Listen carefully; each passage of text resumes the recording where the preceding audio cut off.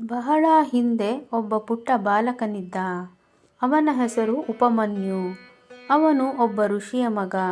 ಅವನ ಮನೆ ಬಹಳ ಬಡತನದಲ್ಲಿತ್ತು. ಎಷ್ಟರ ಮಟ್ಟಿಗೆ ಅಂದರೆ ಉಪಮನ್ಯುವಿಗೆ ಕುಡಿಯಲು ಹಾಲು ಕೂಡ ಸಿಗುತ್ತಿರಲಿಲ್ಲ. ಅವನ ತಾಯಿ ಅಕ್ಕಿ ಹಿಟ್ಟನ್ನು ನೀರಿನಲ್ಲಿ ಕಲಸಿ ಅದನ್ನೇ ಹಾಲು ಎಂದು ಕೊಡುತ್ತಿದ್ದರು. ಪಾಪ ಆ ಮಗುವಿಗೆ ಹಸುಳಿ ಹಾಲಿನ ರುಚಿಯೇ ಗೊತ್ತಿರಲಿಲ್ಲ. ಒಮ್ಮೆ ಉಪಮನ್ಯು ತನ್ನ ಸೋದರ ಮಾವನ ಮನೆಗೆ ಹೋದಾಗ ಅಲ್ಲಿ ಮೊದಲ ಬಾರಿಗೆ ಹಸುವಿನ ಹಾಲನ್ನು ಕುಡಿದನು.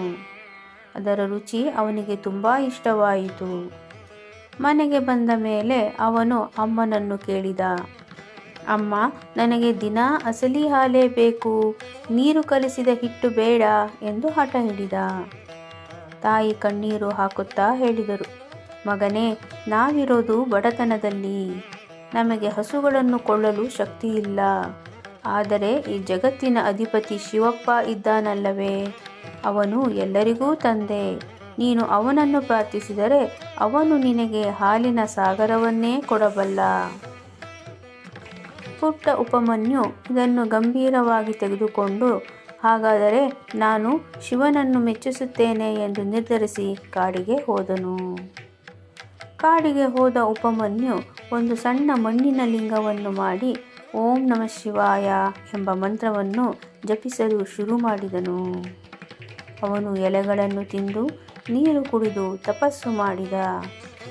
ದಿನಗಳು ಉರುಳಿದವು. ಶಿವನಿಗೆ ಈ ಪುಟ್ಟ ಮಗುವಿನ ಭಕ್ತಿ ಕಂಡು ಆಶ್ಚರ್ಯವಾಯಿತು. ಆದರೆ ಶಿವನು ಅವನನ್ನು ಪರೀಕ್ಷಿಸಲು ಬಯಸಿದನು.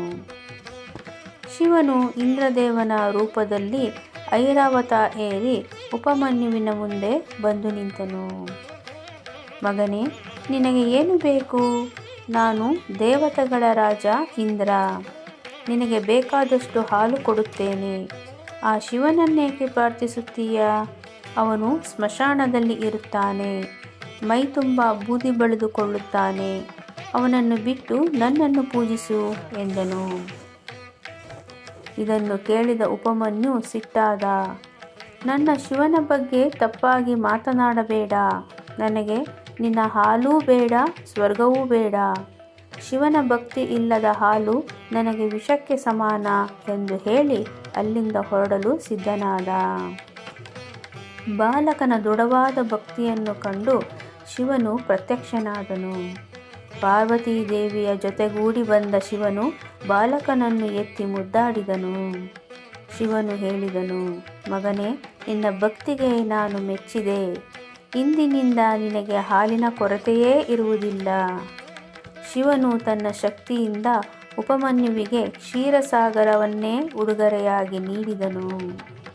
ಅಷ್ಟೇ ಅಲ್ಲದೆ ಅವನನ್ನು ಅಮರನನ್ನಾಗಿ ಮಾಡಿ ಆಶೀರ್ವದಿಸಿದನು. ಕಥೆಯ ನೀತಿ: ದೇವರಲ್ಲಿ ನಂಬಿಕೆ ಮತ್ತು ತಾಳ್ಮೆ ಇದ್ದರೆ ಅಸಾಧ್ಯವಾದುದನ್ನು ಕೂಡ ಸಾಧಿಸಬಹುದು. ಭಕ್ತಿಯ ಮುಂದೆ ಬಡತನ ದೊಡ್ಡದಲ್ಲ.